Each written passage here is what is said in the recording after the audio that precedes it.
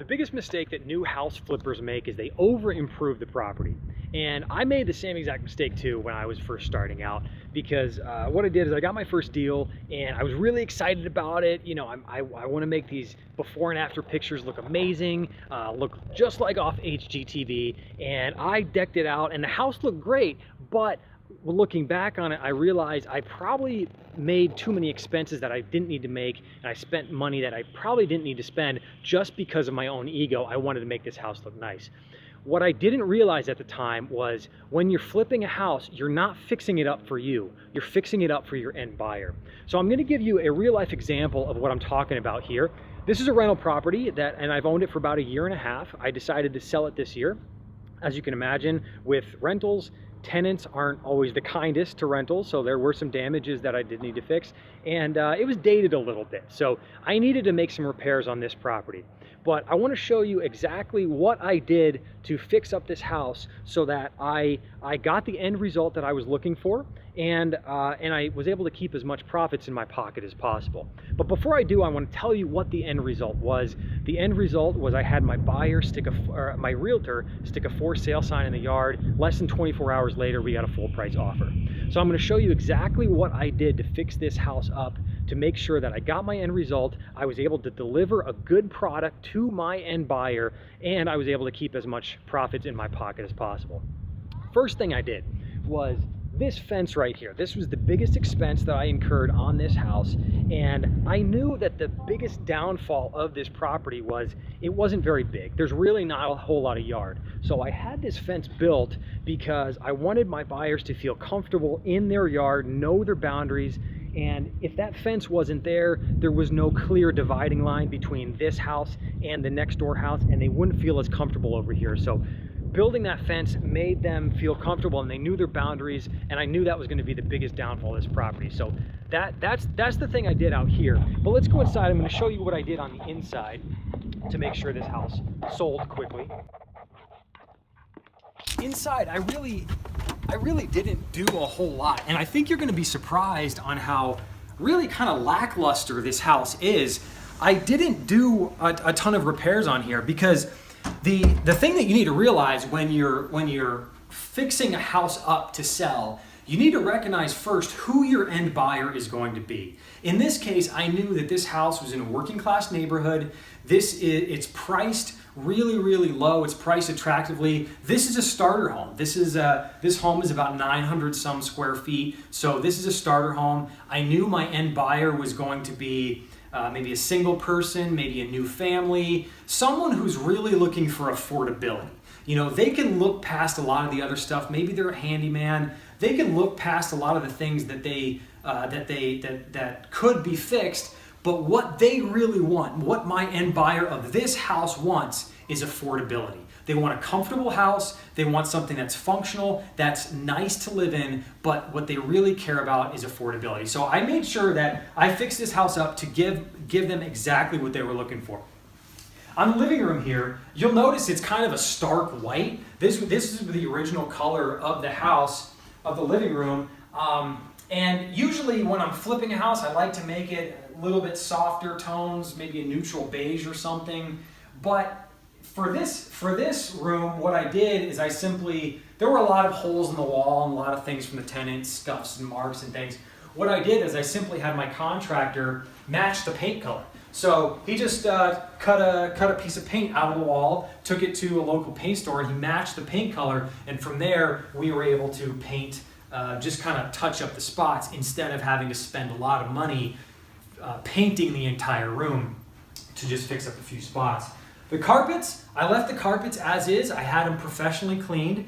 The cleaner did a pretty good job, but he didn't do, there's still a stain right here. And I knew that even though that's not really that desirable, the buyer would rather have the good, affordable house, and they'd rather look past that. They could look past that stain. So I knew that in order to keep my costs low and keep the end price of this house low, I needed to make this house good enough and comfortable enough to live in, and I knew my buyer would much rather save several $1,000s and they can look past, some imperfections in the carpet like that. In here, there was on this window here, there was an old nasty kind of some blinds. I just had the blinds removed. The new buyer, they can put in their own window treatments, they can put in their own curtains, but I just had the blinds removed. In the kitchen, you're probably going to be surprised at what I did in the kitchen.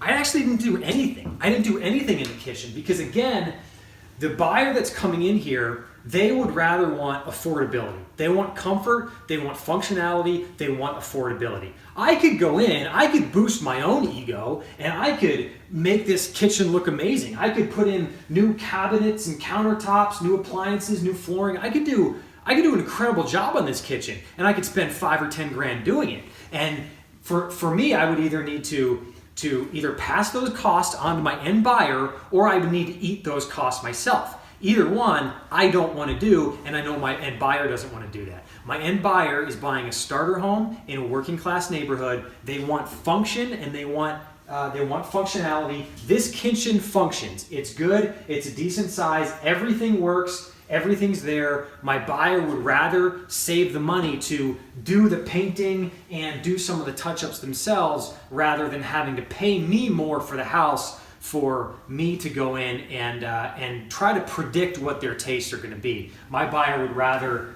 kind of do this kitchen themselves and remodel this kitchen themselves and save the costs and the overall cost of the home. The bathroom here, there were a few nasty things about the bathroom that I did change to make it easier to sell.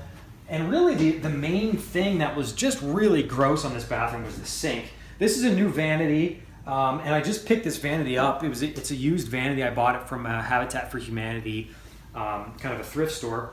I picked it up. I think it was like $40 or $50 or something. And I replaced the sink that was in here. The sink was just an old nasty sink from the 50s. It was rusted. It was gross, and I knew that would really detract from the overall look of the bathroom, overall kind of feel of this house. So I had my contractor put in this new vanity, had a new light fixture. All in all, to fix this bathroom up, I resurfaced the tub as well to make that a little bit slicker and cleaner. But otherwise, I provided my end buyer with a functional bathroom that's not as gross as it was, but still enough there for them to change in the future if they want to. Overall, it cost me probably $200 to redo the bathroom a little bit. And at the end of the day, those are savings that I could pass on to my end buyer, the end buyer of this house, and then they can kind of redo the bathroom to their tastes. The bedrooms here, there's only 2 bedrooms in this house. It's a 2-bedroom, 1-bath house. This bedroom, what I did here was the tenant who was in here, they had like a big TV mount on this wall. Actually, they had a big TV mount, and there was holes everywhere. I mean, they didn't know what they were doing. This side of the room was just destroyed, whereas this side of the room really wasn't touched that much. So what I did, instead of having my contractor paint this entire room, which this side really didn't need to be painted, it's kind of a blue periwinkle color.